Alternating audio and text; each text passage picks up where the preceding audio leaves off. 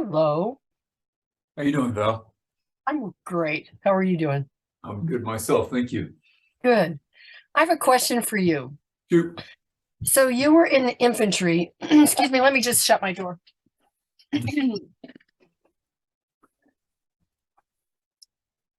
You were in the infantry. So did you ever have training at Fort Benning?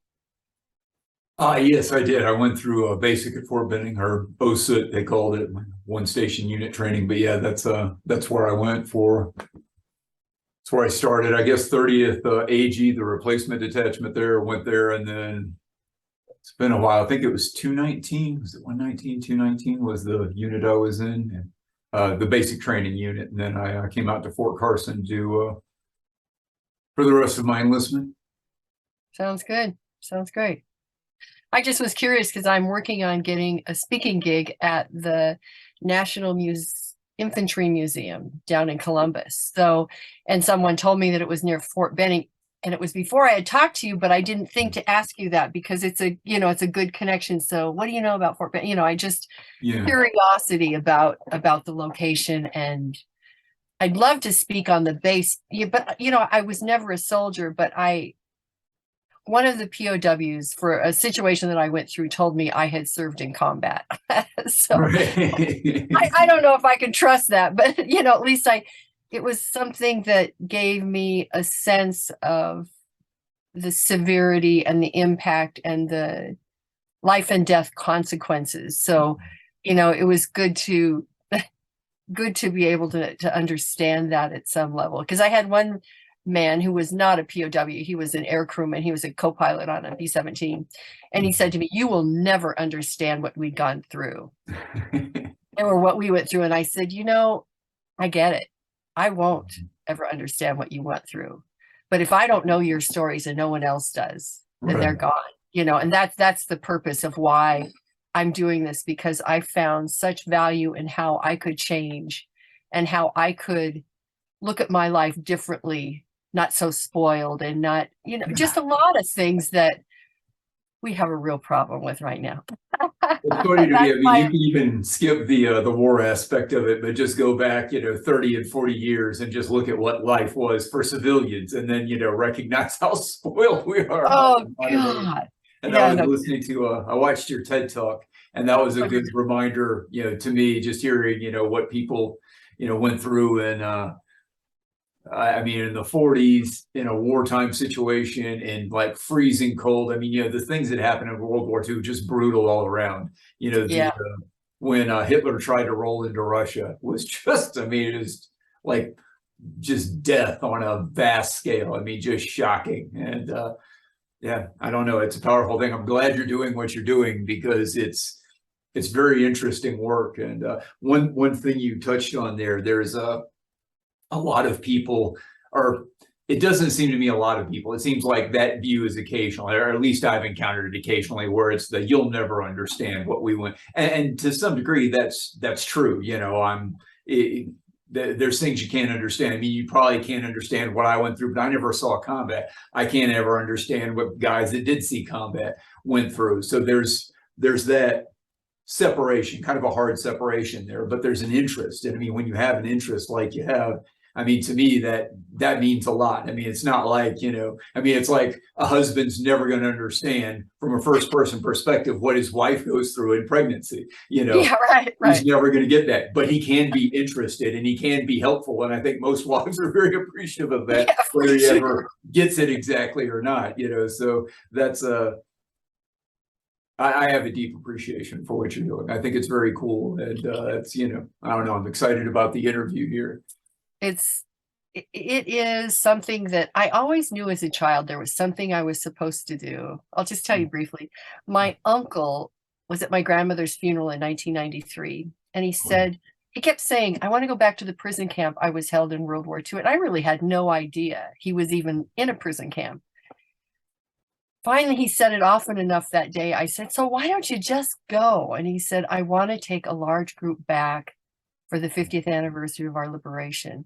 And I said, "Well, why?" And so I said, "Okay, I will volunteer." And he said, for that, you have a free trip to Europe. Well, you know what? I will never turn down a free trip to Europe. But then we sent out 3,000 letters, and these men started calling me. And with every one of, not every, but many of them would give me their shoot down story, or their something about prison camp, or something that really impacted their life. And it was just too much information. I was already learning from them from just those brief meetings that I knew going without a recorder was ridiculous. So I spent 17 days with 127 POWs and 200 members of their family. We went to the Great Escape prison camp where they were held. We followed their forced march and ended up at Stalag Luft 7, where they were liberated. It wasn't Stalag, it was Luft 7. No, it was Stalag 7A. Where they were liberated from. There were 700 people there that were fed by the Germans. It was really quite a celebration. But to be with them, you would be like driving down a street in Berlin, and we were in buses. We were in 6 different buses, and a man would lean over to you because the tour guide is talking about the beautiful ornate lamp on the street that was given to them by a specific government. And a guy leans over and he says, you should have seen the American pilots hung by piano wire from that lamppost. And you just were instantly taken to that image, or the road closures, or we were standing in a line for an outdoor latrine, and they were laughing about their march to Moosburg, where they just defecated and urinated anywhere they could. You know, I mean, it was such an incredible experience. So that's where I started. Wow. And this is my war room. Wow. That's what it's called. Yeah. That's where you put all the memorabilia, or? Yeah, I have almost 200 oral histories, both from the Pacific and the European theater. And so I have a broad, well, I gave you that information. Didn't I send that to you in my intro, sort of? Yeah, I think you mentioned, the histories you had and everything. So. Right. The cool part about it is the stories. When you hear someone, I don't ever start with, well, tell me your war story. I start with the person. Where were you? You know, what was it like to live in your family? What values did your parents have? What did you learn from them? Some of them it was negative, some of them it was positive, but then I can march them down the road of their life to the Depression, to how they got into the military, and then get into that very severe, for many of them, to talk about that situation where they were shot down, where their submarine was, you know, they opened the valves, it disappeared from them, and they were prisoners of the Japanese for 3.5 years. So it really gives them time to get to that level, and then that very serious event. And I found that when people say to me, I really don't have much to say, there's a candy store waiting to open. Right. I mean, truly just incredible things can be learned from them. Some of them, Jack Kapmeyer, I inherited his standard poodle.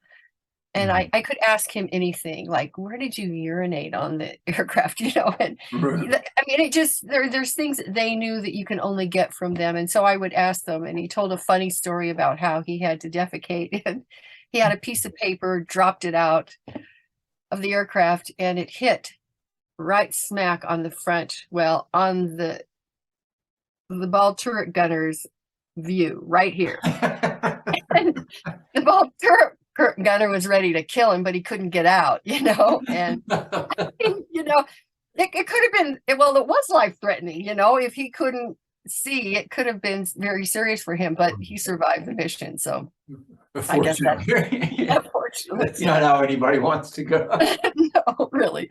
Yeah, too funny. So how were the journey? You mentioned something that just made me think about it. I mean, I've always been interested in like the kind of retrospective towards World War II in general, but specifically towards like the Holocaust and camps and things like that.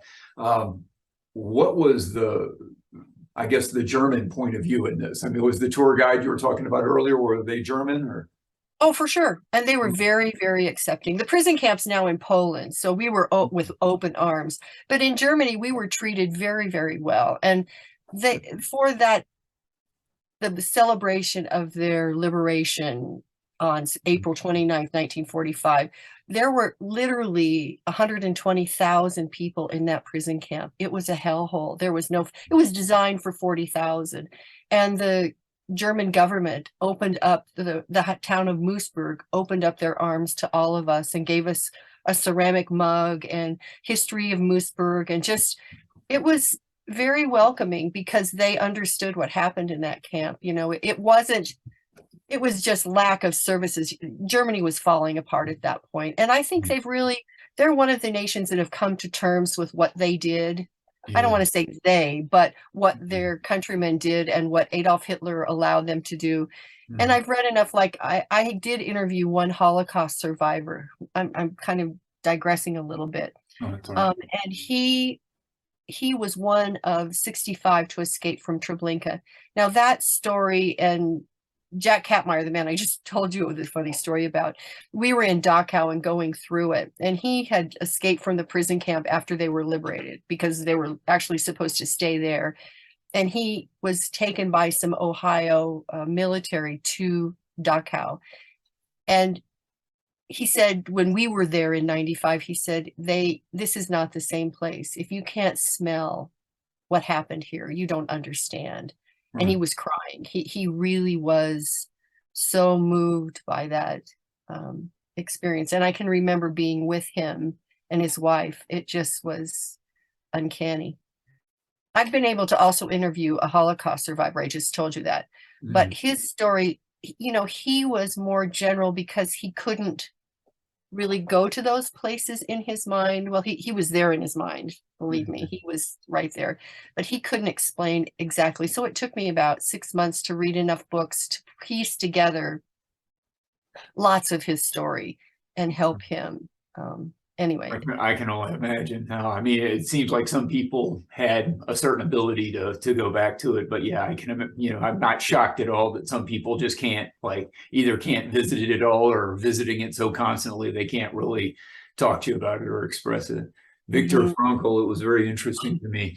Well, to that exact point, how much he could speak of this, and also have come out of the notion it's a part of what I talk about with people with, things related to personal development is, none of us have complete control in our lives, but you're the primary influence in like how you respond. You have instinctive responses, you have kind of things you try to train yourself in, but the primary influence on that is you. It's not that the external situation isn't, affecting it. Of course it is, but that only has a certain amount of weight. I mean, I've been through some tough things. I went through infantry training, and et cetera. But when someone like Viktor Frankl tells you he realized while he was getting examined on a table in a Nazi death camp, that like no one else could make him feel a way he didn't want to feel, it carries a certain amount of weight. There's a great power to that. And to say that's a dark time is an understatement. But to see out of that a story like Frankl's come, and logotherapy and the sort of things, even from another, there's a man named Trachtenberg who just apparently went to, I've been meaning to study the system for years, but apparently he was an engineer and just came up with a method of shorthand math just from doing equations in his head. And he did the equations in his head just to escape the fact that he was physically in a death camp. So, survived and, was able to share that with people afterwards. So it's amazing that even out of the darkest things, it's amazing to me anyway, that some of these sort of things can come through that. So it was a great power. Yeah, when I give a speech, I'm typically giving 3 people's stories, just short, not short because I've got 55 minutes, but giving a brief section of their story. And I start with, I tell them I've been researching World War II POWs for 28 years and have nearly 200 oral histories. And then I say, and why is that important to you? And why it's important to them is simply the adversity that these men experienced. We believe there were up to 100,000 Allied POWs walking across Germany to the west and then back east and then to the west again to keep them away from the Allies because they didn't want them back in the war zone. Hitler actually wanted to kill them. So some of the men, the first man I interviewed, he walked between 400 and 600 miles over 70 days. The rest, he had escaped. And so, but the rest of his men, or the rest of the men that were with him, he was at Stalag 4, it was for sergeants. He, since he escaped, he did not have to walk the following 12 days. And their meals consisted of frozen vegetables out of the ground. Sometimes they got German bread, oak leaves and sawdust, or oak leaves and bark, just to fill their stomachs. And they had, when they began, it was snowy and they could skid across the icy road. So they didn't use much energy to do that. But when it warmed up and it got muddy and mucky and they had inches of mud on the bottom of their shoes, they really expended their energy. But then, because there was no snow in the forest for them to eat as water, they had to drink out of these filthy ditches alongside the road. And many of them became very, very ill. And, you know, we talk about the Bataan Death March, but equally, both sides had their horror that these poor men had to experience. And it's just, well, don't we need to know our history so that we don't do it again? Now, there's a really novel idea. It's not a popular one anymore. I know, that's unfortunate. I think that's why I love speaking, because it's my tribe. I mean, you obviously, I loved all of the books you speak of. Night. I mean, I just think Viktor Frankl was just an incredible writer. Not only that, but an amazing human being to overcome what he did. There's a man that I interviewed. His name was Leonard Robinson, and he went to school at the University of Colorado. He was drafted and ended up in the Philippines. It was with the 200th Coastal Artillery Corps. He ended up on Bataan with all of them and was marched on the Bataan Death March. But things happened to him. He said that he had determined he was going to survive this. And I'm going to digress a second, but I said, well, what did your mother think about you being in prison? And she said, she told him, if anyone could survive, I could. And that was true. So he, on the Bataan Death March, somebody took his shoes and they disappeared, but he wasn't leaving this cattle. It wasn't really cattle, but this wired up fencing that they were held in this evening. So he's waiting and he's looking because he can't walk the march without shoes. And two of the men who were in his unit helped him. And by the time they found them hidden, everyone was gone, and they had to go to the gates and see the Japanese guards. And they thought, oh my God, what are they going to do to us? You know, the brutality, they'd seen heads cut off. They'd seen, you know, roadkill, I mean, humans looking like roadkill because they'd been run over so many times. Well, what they did, they put them in a truck with all these officers and they moved them up to San Fernando. And that's, I think I've got that. Anyway, and they did, you know, ride the rail cars. No, first they went to Camp O'Donnell, and that was nothing more than a barbed wire enclosure with men lying with the feces running out of there. He said he got out to the edge, stuck his feet outside the barbed wire and just laid there trying to get away from the stench and the illness. But he had a way of, he survived a hell ship. You know about hell ships? I don't think so, no. Okay, the Japanese needed laborers.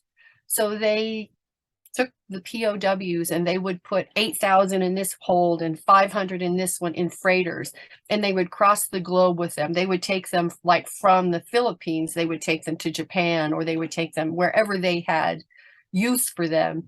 And then they were slave laborers. They were fed poorly. If they were to go into a coal mine, they could have taken an elevator down, but instead they made them walk down and go in the bottom. I mean, they made it more difficult for them. Len was he was at the docks at Nagata, and they were to take pig iron and put it into rail cars, short rail cars, not tall ones. And there were coolies, that's what they called them. I'm not trying to be disparaging of anybody, but there were coolies that had these carts that would come with the pig iron, probably shipped in from who knows where they got it. And Len had studied efficiency in college at the University of Colorado. So he kept trying to talk to the guards and trying to talk to the coolies. Finally, a woman coolie got it. And instead of them having to unload it and then take it over and load it into the rail cars, Len convinced her to drive up to the rail cars and they could unload it. Well, what happened? They were more efficient. The coolies made more money. The guards were happier. Everybody was happier with the guards. And so they started treating them with, they put a sack of beans in their kitchen, the POW's kitchen, and they could have soup every day, which was quite supplemental to what they were eating. And in that way, they were getting better and better, but they didn't want to show the Japanese how well they were because they would make them work harder. So they were very careful about how. And then the atomic bombs happened. But Len, he was transported to Tokyo. When he got there, he said, I forgave my captives unconditionally. I closed that book on that chapter, that book on my life. And he said, I can teach anyone how to heal. He says, first, you have to turn your life over to a higher power. He says Jesus, but I'm kind of non-denominational, so I'm not trying to be religious. The second thing you have to do is you have to learn to tell your story. Not all the gory details, but difficult ones are fine, but tell your story and be comfortable with it. And secondly, you forgive, or thirdly, you forgive unconditionally. And I thought that was such an interesting way. He says, I could teach any soldier coming home today. He was actually in a study in the 1950s about how to forgive unconditionally. I can't find it. I've looked everywhere. I haven't contacted his daughter, but there are just things that add to those pieces that make you more credible and make the story more credible. But he never once had night terrors, never. And it was funny. I went to see him on a Sunday. It was in Casper, Wyoming. And it was late fall, it could have snowed, whatever. And he comes up and he's walking with his cane and he's really slow and he's got to go up the steps and he goes into the house. And as he starts talking, he starts looking younger and younger and younger. And he wanted to show me some memorabilia. And he jumps out of his chair and he almost runs to go get it. And I'm thinking, what the hey? It's like, who are you? What just happened to you? But the more, and finally he says to me, he says, you have to drive home today, don't you? And I said, yeah, but it's only about 5 o'clock, isn't it? He goes, no, it's 7 o'clock at night. I'd been there since 2. Wow. And so I said, yeah, I guess we ought to wrap this up, shouldn't we? And so I drove home.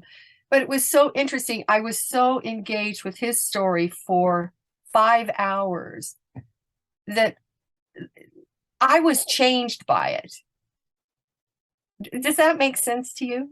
I think so. I mean, I've had those moments where I've connected with someone and I've never been the same. It's interesting what a moment can do, or what a few hours in this case, but the power of that, it's unbelievable. One of the things you mentioned there was the turning your life over to a higher power. That's like the first step in, the anonymous groups too, AA and things of that nature. And that's, having, I don't want it to make it a religious thing, but right. having something bigger than yourself to rely on is, and to trust and to put your faith into, because frankly, sometimes my life's out of control, and Agreed. I can control my life pretty well. It's just the people around me sometimes give me a little bit more than those people you let into your life. Right. It's like, I love you, but could you stop that right now? I don't want to deal with this. I got other stuff, but it is interesting how you can look at your own life through them. And I don't know if I've always loved story. And I remember people, like when you told me you were in the infantry, all I wanted to do was ask you, that was one of the first questions I had to ask you. Were you at Fort Benning? That was just important to me to know that. So now I need to look up Fort Benning and do my research on that. And this weekend, a friend of mine's moving away. And so he gave me all his naval books. And these are back from way before the war. And, what is in a submarine, how it operates, who's here, there, and everywhere. And so I have now a vast collection of that. And then another fellow is giving me a collection of the first invasion of Iraq. He was with what do you call it? What's the agency? It's when all the forces are gathered together under one unit, and it is called Joint Force or something like that, or no, it's a certain NATO forces. NATO, okay, all right. Right. And so he was with NATO forces, and he is giving me 500 photographs of this, 500 photographs of that, information about their mission there. He's got recorded Scud missile, the incoming Scud missiles launched at them. I mean, it's just interesting what he's going to give to me, which my hope is that I can then talk to soldiers of today and understand them a little bit better, so that I can talk to them and say, look, I can now share with you stories from here that may help you be healthier. You know, I actually gave a proposal to the VA here in Sheridan to have men do each other's oral histories. I wasn't sure if that was right. And trying to be part of the VA system, not necessarily hired, but certainly a volunteer to work with their people to do the oral histories. And it didn't work out. I get it. You know, there's all these privacy things, but well, there's a ton of stuff, I guess. I don't know. Did VA seem receptive in general, or? yes and no. You know, the whole privacy issue was really, it was just too great for them to overcome. There's a lot of, I mean, you know, this is a separate topic, but like there's a lot of, it seems like there's a lot of bureaucracy there. And, you know, I appreciate them helping soldiers and, you know, vets to the degree that they do, but it seems like there's a lot of hoops to jump through. So, but yeah. I didn't know what your experience had been with them. Yeah. And I was, you know, I was a long time with the older veterans, but, you know, by the time you get to be 70 is really when I started interviewing them. They're ready to talk because they realize their life is not longer. It's a shorter span of time. And if they don't talk now, they may be forgotten. I tell a story. Do you have any questions or? No, go ahead with your story. Well, I mean, you know, I've got a variety of things. This is what I want to do. I wanted to have a conversation with you. And so as long as we're having a conversation, let's keep going. You know, I've got a few things I can ask you if we need them. Well, I have a story. A good friend of mine was a guy named Hal, and his wife and he were at a reunion. I was there. We went out to dinner. And there was another couple that obviously they had the name tags on. So we invited them to eat with us. And we sat down, and Hal's kind of a big guy with a big voice. He was a lawyer, and he's just a great guy. And he leans over to Ed and he goes, so what unit were you with? And he goes, the 95th. He goes, so was I. What day were you shot down? He goes, 14 August 1944. So was I, says Hal. And he goes, who was your co-pilot? And Ed Kasner says, Lee Carpy. And Hal and Marie are going like this, looking at each other. I couldn't figure out what was going on. Lee Carpy was Hal's best friend through pilot training and was killed the same day that Hal was shot down. Wow. So I took it upon myself to find out what happened to Lee Carpy. And what I found out was I didn't tell Hal because it broke my heart, and I didn't want to break his heart because he was old enough. Lee Carpy was in the B-17. 5 of the men got out. There were 2 or 3 of them dead already in the airplane. And Carpy didn't go out the front escape. He was going to go out the bomb bay. So we got up and started moving back towards it, had his parachute. But the plane took a tailspin. And by the time he got out, he hit the ground. Every bone in his body was broken, just about. I mean, you know, I'm telling you, both femurs, his jaw was dislodged. I mean, he was broken. Yeah. So there was another plane that went down near them, and Lee Carpy got buried as X60. His parents received a letter from the government that said their son, Leland Carpy, was buried at Remsburg Cemetery, and that his inseam was 32 inches. Well, they knew they had the wrong guy because Lee was 6 foot 4.5 inches tall. Okay. He couldn't have an inseam of 32 inches. And that's where things start to really explode for the family. And Lee had married right before he went overseas. So his wife was living with his parents, and his mother was a daughter of a U.S. senator, a former U.S. senator. His husband was very successful and known in their community just as he donated to everything. He was just really a philanthropist. it got so bad. Like in 45, they were going to go in October back to Europe and try and find their son. You know, is he in a prison camp? Is he in a hospital? Is he lost? Who knows what could have happened to him? And there are just all these questions. They break up, the parents break up, and she moves with the wife and the youngest daughter away. And the youngest boy stays with his dad. The oldest daughter was already out on her own. And the mother dies, unfortunately, in 1948. Finally, after the war was over with, they they disinterred all these men, and they took them to a cemetery. And I'm not sure if it's in Belgium or France, and that's a detail I need to look at. Mhm. They're reburied, and Lee is still X60. When the parents, I mean, they keep pushing and pushing and pushing, and the government won't let them. Sorry to interrupt you, but what X60, what does that refer to? That's just the name on the gravestone. Oh, okay, so that was just a He is number not more or Lee less. Carpy, right? Someone else has been buried with Lee Carpy because his dog takes with so many, 2 airplanes and so many men, and some of them were were just black, and they were so burned. Okay. I didn't So know. anyway, they finally disinterred X60 and put him in cold storage.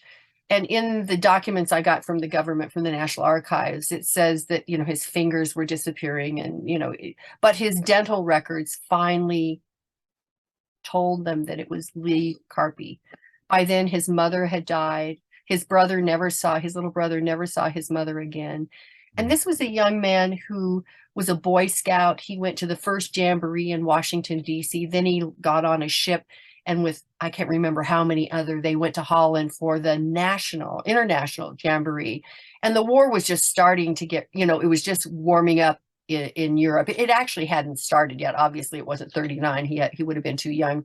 But he was going to come back, and he loved the mountains, this one particular mountain range in California that he just spent a lot of time with. He loved to write. So he was an interesting guy in and of himself as a young man, and had so much promise. And when you look at his mother and him, you realize he looks so much like her. No wonder she loved him so much. But that is a story, I think, that would have gone untold because he's deceased. Who cares about the deceased? Their war's over with. Who cares? So I'm going to tell that story at the National Museum of the 8th Air Force in Savannah in May. And, that's when it's Memorial Day. So they put all the flags of the fallen, all the deceased 8th Air Force will be visible. Flags for them will be visible to whoever attends the reunion. And then I'm not sure, I have a large collection I have the unit history for the 5th Air Base, which they were on the island of Mindanao, the southernmost island in the Philippine chain. Okay. They were at Del Monte Field building an airfield for the B-17s that were going to aid of the war effort because they knew there was going to be a war. Instead, they ended up in a prison camp, and it was just, but what my point is, I have their unit history, and I have 2 manuscripts written by their men that have gone unpublished. So I have, there's so much information to just put together and pull together, and those guys could not share an oral history with me. So I would go to their reunions every year for about 10 years, and they would, in a group, they would start telling a story, and then someone would have to stop and someone else would pick up.